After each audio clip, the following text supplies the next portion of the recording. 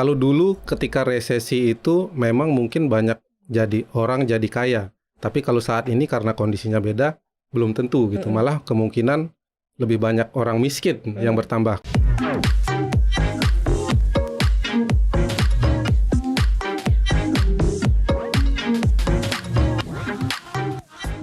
Hai Sobat Cuan, selamat datang di podcast Cuap-Cuap Cuan. Seperti biasa hari ini hari Rabu ada koneksi konten Ekonomi seksi. Yeay, bareng Maria Katarina dan juga bareng tim riset CNBC Indonesia. Hari ini ada Bli Putu, Pransua Mitra.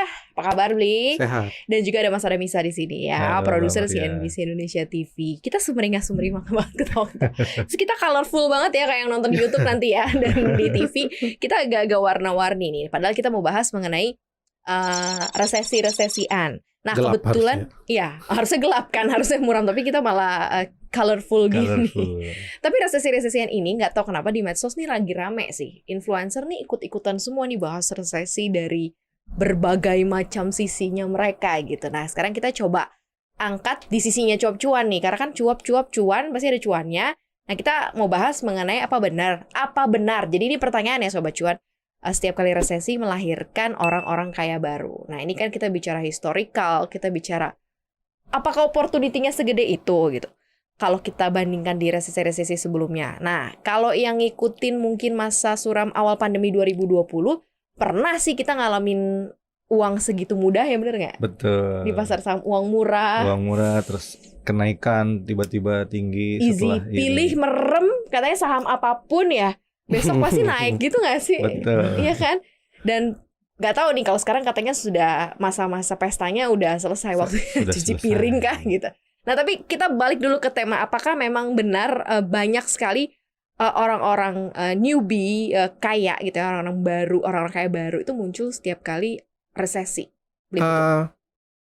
Mungkin ya, itu mungkin ya. Karena kalau kita lihat, kalau dulu ketika resesi itu memang mungkin banyak orang jadi kaya. Tapi kalau saat ini karena kondisinya beda, belum tentu gitu. Malah kemungkinan lebih banyak orang miskin yang bertambah di saat ini. Karena kalau kita lihat, resesi itu adalah pelambatan ekonomi. Ketika itu terjadi, bursa saham di berbagai negara yang dilanda resesi itu merosot kayak gitu. Kita lihat historisnya aja, misalnya di 2008, ketika terjadi krisis finansial global, Amerika mengalami resesi, pasar sahamnya turun. The Fed, Bank Sentral Amerika itu melonggarkan kebijakan moneter dengan memangkas suku bunga dan quantitative easing. Hal yang sama juga terjadi di awal pandemi ya. Perekonomian merosot, bursa saham merosot, The Fed bertindak dengan sama. Nah ini yang menyebabkan mungkin ya menurut saya ada orang kaya baru itu karena biaya pinjaman jadi murah. Karena suku bunga sangat rendah, biaya pinjamannya murah. Mereka berani untuk meminjam karena kita juga tahu ketika stimulus diberikan, perekonomian perlahan-lahan akan bangkit. Dan ketika stimulus itu dikeluarkan, digelontorkan, uang murah lah istilahnya ya, jor-joran kayak gitu, bursa saham itu selalu naik. Jadi orang-orang meminjam uang memasukkan ke bursa saham. Itu keuntungannya bisa berlipat-lipat ketimbang misalnya di Amerika Serikat sendiri ya, suku bunga pinjamannya itu sekitar mungkin 1% bunganya. Jadi dengan kenaikan indeks saham yang bisa puluhan hingga ratusan persen, tentunya kan itu memberikan keuntungan yang sangat besar. Nah itulah yang menyebabkan bisa dikatakan banyak muncul orang kaya baru. Tapi untuk saat ini kondisinya udah tidak seperti itu lagi. Oke. Ya karena resesi kali ini tidak akan direspon dengan pelonggaran moneter. Jadi resesi kali ini malah penyebabnya adalah suku bunga yang tinggi. Ketika suku bunga tinggi, biaya pinjaman jadi mahal, orang-orang jadi takut meminjam. Apalagi dengan inflasi yang tinggi, harga-harga naik, itu bisa menambah jumlah orang miskin sih, khususnya di Indonesia. Ada faktor X lain yang Ada agak faktor X. membedakan. Ini sangat berbeda resesi kali resesi ini yang tuh saat ini dengan yang tidak biasa. dulu-dulu Iya. gitu ya. Nah kalau yang lo lihat kayak gimana Mas Adam? Iya. Kalau untuk tahun ini sendiri ke tahun ke depan mungkin kita ngelihatnya harus dari pandemi 2020 ya. Itu kan sudah terjadi penurunan, kemudian sudah ada banyak pelonggaran. Nah, kemudian di 2 tahun berikutnya di tahun 2022 ini kenapa kita menghadapi resesi seperti yang tadi Bli Putu bilang kan? Tidak akan semudah sebelumnya seperti di tahun 2008 atau di tahun 98 gitu kan, memanfaatkan peluang ke depannya gitu. Tapi yang masih kita bisa lihat sebenarnya peluang apakah akan ada orang kaya baru tetap ada gitu kan. Tapi apakah dia akan sustain? Belum tentu, karena di depan yang kita hadapi itu resesi gitu kan.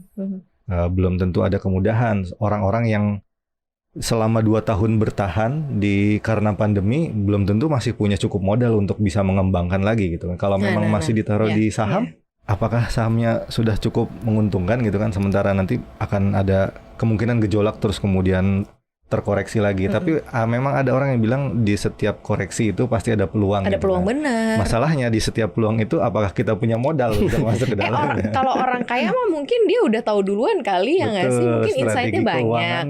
Terus ada personal advisor mungkin ya. Jadi kayak nggak miss moment gitu. Itu nggak sih yang mengunggulkan kenapa akhirnya peluang untuk mereka tune in terus out itu lebih cepat, sehingga kan ini kan kayak kita based on opportunity aja sih gitu ya. Kalau Maria nih tiba-tiba punya uang sekian terus gue pas aja dapet nih masuk momentum gue masuk dan outnya ya, should we can be a next rich person gak sih? Ya kan mungkin aja miliarder next miliarder nggak, why not ya sih Lipu tuh?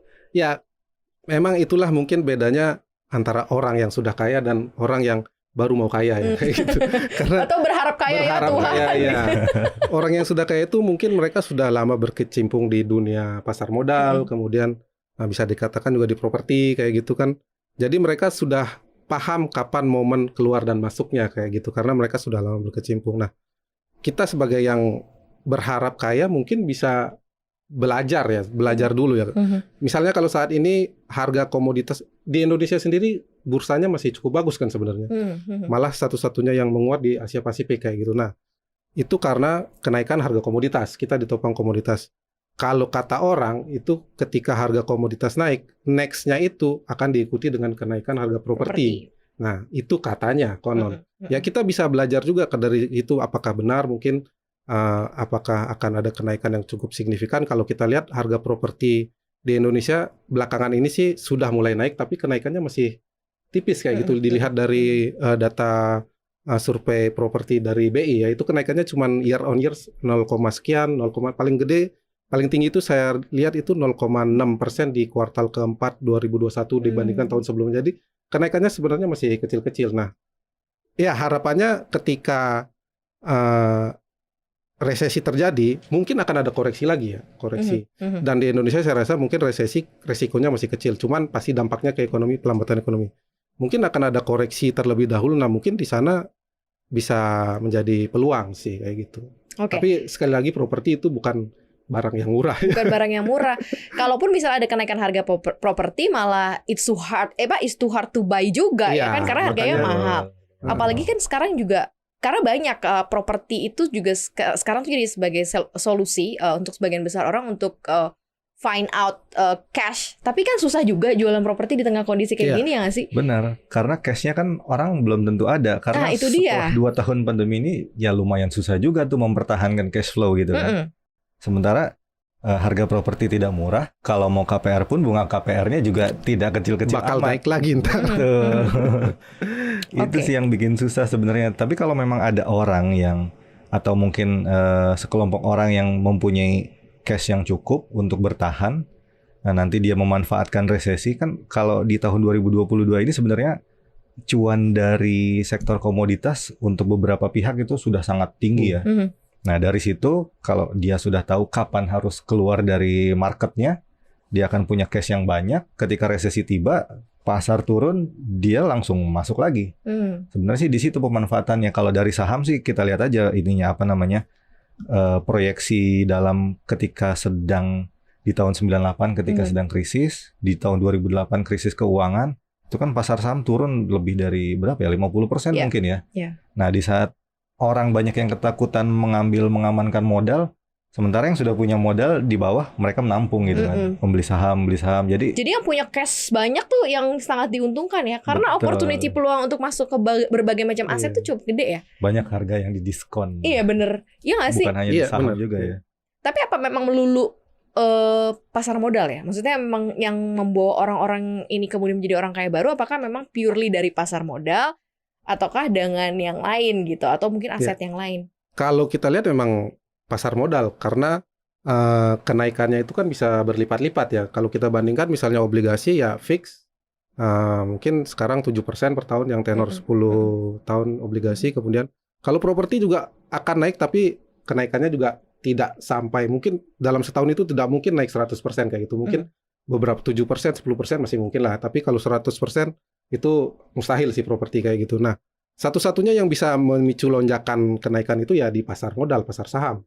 Kita lihat kan beberapa saham-saham itu udah kenaikannya beberapa kali lipat kayak gitu. ADMR misalnya semenjak IPO itu udah belasan kali lipat naiknya. Nah, disitulah Ribuan sebenarnya persen ya. iya, Ribuan persen. disitulah 1.100%. sebenarnya yang bisa memunculkan orang kaya baru kayak gitu. Di satu-satunya ya di aset, ya aset berisiko saham. Termasuk siapa sih tuh yang kemarin yang apa naik ratusan persen yang jadi orang kaya baru, sahamnya apa sih, lupa gue. DCI. DCI, dan nah itu. EDGE. Ya itu kan satu kan yang punya, satu grup yang punya. Mulai dari IPO-nya harganya berapa ribu rupiah, kemudian jadi puluhan ribu. Nah, waktu pandemi juga ada kan beberapa yang seperti salah satu saham Itamara Nuraya misalnya. Oh, si suntik alat itu, alat-alat kesehatan itu kan kalau kita bisa memanfaatkannya itu dari harga ratusan rupiah jadi sampai waktu itu pernah 3.400 sebelum akhirnya sideways di 1.500. Normal lagi gitu ya harganya. Ya, bukan hanya itu aja tapi kayak emiten farmasi BUMN juga. Oh, gila itu. Bisa menikmati semua tuh kalau memang Parah. peluangnya. Nah, kalau yang itu waktu pandemi berarti kan sektornya kesehatan. Iya. Kemudian setelah pandemi selesai ternyata ada boom komoditas. Harga-harga saham tambang naik semua. Naiknya juga ratusan persen. Bahkan ITMG yang selalu dividen yield-nya tinggi pernah di level 17 ribuan. Kalau nggak salah di awal tahun masih sekitar 20 ribuan deh. Sekarang udah 44 ribu gitu kan. Tidak dalam waktu 1 tahun sudah naik 100% gitu. Fundamentalnya memang bagus gitu kan. Kalau kita tahu apa sektor rolling sektor yang berikutnya, mungkin kita bisa memanfaatkan peluang itu. Tapi memang butuh waktu belajar. Bener. Kalau memang setelah ini, kalau Beli Putu bilang setelah sektor komoditas akan ada sektor properti, ya kita berarti harus siap-siap properti mana nih yang bagus gitu. Karena tidak semua sektor properti itu naik akan juga naik semua juga, dan bakalan kena imbas kenaikan after commodity boom ini gitu. Betul. Kan. Ya masih ada yang enggak juga gitu, masih yang belum momennya. Kan suku bunga juga naik. Makanya Jadi kondisi kalau saat ini benar-benar berbeda. ya. Iya. biasanya akan lari ke situ, jadi ya sektor rotationnya belum tentu ke situ Belum karena tentu, ada suku bunga yang tinggi, Iya. interest rate-nya Jadi emang gila-gilaan juga. Memang kasus yang unik sih untuk di tahun ini ya. Resesi itu biasanya terjadi ketika perekonomian melambat, pasar tenaga kerja tingkat pengangguran itu akan naik. Nah, sementara saat ini perekonomiannya melambat, inflasi tinggi, tetapi pasar tenaga kerjanya masih kuat di Amerika Serikat dan negara-negara Datanya barat. bagus sih kalau di Amerika. Datanya bagus Amerika. Nah, itu yang bikin dilema sih. Jadi mereka mau menurunkan inflasi dengan menaikkan suku bunga terus-menerus begitu, tetapi pasar tenaga kerja yang masih kuat itu demand masyarakat masih tinggi. Agak susah menurunkan inflasi kalau masyarakat masih terus berbelanja kayak gitu. Benar. Nah, itu yang ya situasi agak susah lah. Agak Dan beda, itu berefek ke Indonesia juga, mau tidak mau, karena kan kita juga harus mengimbangi Amerika Serikat dengan menaikkan suku bunga agar tidak terjadi gejolak di sini. Nah, kenaikan suku bunga ini berdampak ke ekonomi nanti. Kita deh. Iya. Kita yang rakyat kecil juga kena. Makanya. Nah, kalau misalnya kita kayak statement resesi gini-gini gitu-gitu, atau mungkin muncul orang kaya baru, sebenarnya ketika nih Sobat Cuan dengerin nih, apa sih yang harus dilakukan begitu ketika kemudian banyak statement soal resesi? Mungkin nggak banyak yang ngerti gitu. Maksudnya kalau habis resesi gue mesti ngapain gitu? Apa yang harus antisipasinya kayak gimana gitu? Karena hidup harus terus berjalan. Benar. Mau besok dibilang resesi, tetap aja gue harus bangun, harus kerja, harus ini, harus itu gitu kan. Tapi maksudnya apa sih yang harus gue lakukan terhadap mungkin keuangan pribadi atau arus dananya mereka pribadi secara personal, mereka harus mengamankan apa dulu gitu. Ya, kalau yang lebih implemented, yang lebih kayak gue terus kayak gitu loh. Ya mungkin kita harus bisa memisahkan mana kebutuhan dan mana keinginan kayak gitu. Itu mungkin suatu hal yang mendasar ya. Kebutuhan itu kan pasti makan. Mungkin kalau punya cicilan KPR itu KPR dulu lah. Terus bunga naik lagi, cicilannya naik. Ya, cicilan naik bener. Iya kan, naik bunganya. Lumayan berapa persen? Kalau turun nggak langsung turun ya, kesel kan? Betul. Ini curhatan, ini malah pencicil. Turun. Malah nggak turun. Curhatan pencicil. Iya, pencicil. terus Beliputu? Ya, jadi itu dulu kita pisahkan mana kebutuhan, mana keinginan. Keinginan itu di masa sekarang mungkin kita bisa kurangi dulu lah kayak gitu. Misalnya keinginan pengen makan enak, nggak usah lah. Kita cuma perlu gitu makan, kenyang, mungkin ya tahu tempe, ayam dikit nggak apa-apa. Nggak usah stick lah kayak gitu. Itu bisa menghemat pengeluaran kan. Kemudian pengen jalan-jalan ntar dulu. Ya, jadi itu yang dilakukan dulu. Kemudian hal-hal yang bersifat konsumtif mungkin ya, agak konsumtif. dihindarin gitu ya. Kemudian kita lihat momennya ntar sekarang kalau misalnya, karena ini kan semua masih belum pasti ya. Resesi itu juga masih belum pasti walaupun kemungkinannya 99% lah. Ada peluang setitik cercah harapan untuk tidak resesi itu, atau mungkin resesi tetapi tidak terlalu dalam, itu kan masih mungkin ya. Jadi kita lihat dulu momennya, mungkin kita pisahkan dulu mana kebutuhan keinginan, kita saving dulu lah.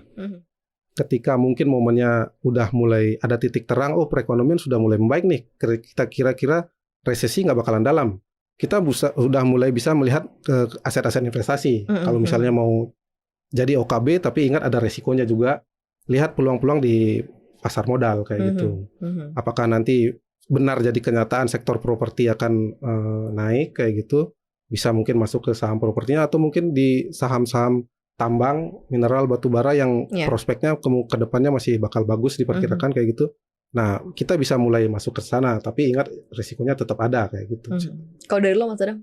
Iya, kalau di kondisi seperti sekarang sih kita harus pinter-pinter milih ini ya. Kalau tadi Beliputu bilang apa kita harus bisa memisahkan mana kebutuhan, mana keinginan. Kita juga harus lihat juga pendapatan kita tuh ada berapa banyak gitu kan. Kalau kita berapa sumber, kalau memang cuma punya satu dan tadinya cukup aman, mungkin dengan gaya hidup yang sekarang sudah ada harus dikurangin. Atau mungkin salah satu cara yang lain adalah menambah sumber pendapatan. Bukan hal yang mudah, tapi kan tidak mustahil juga gitu kan. Kalau kita mau tidak mudah tapi tidak mustahil. Betul. Kita harus bisa menambah sumber pendapatan yang lain. Terus kita bisa kalau tadi dibilang peluangnya di pasar modal besar, tapi ingat juga jangan lihat bahwa masuk ke saham tuh bisa langsung cepat kaya gitu kan.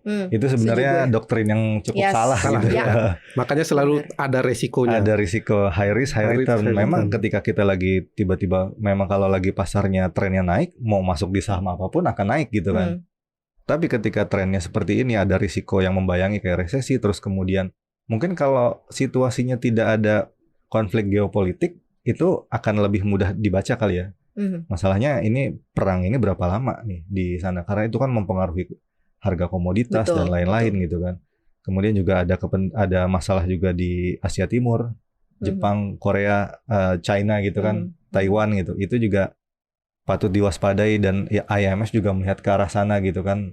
Makanya dibilang 2023 itu suram. Jadi kita sebagai masyarakat ya kalau memang punya penghasilan, saving harus diperbesar karena untuk bertahan gitu kan. Tapi di sisi lain, apakah kita bisa berinvestasi di tengah risiko ancaman resesi? Ya bisa juga gitu kan.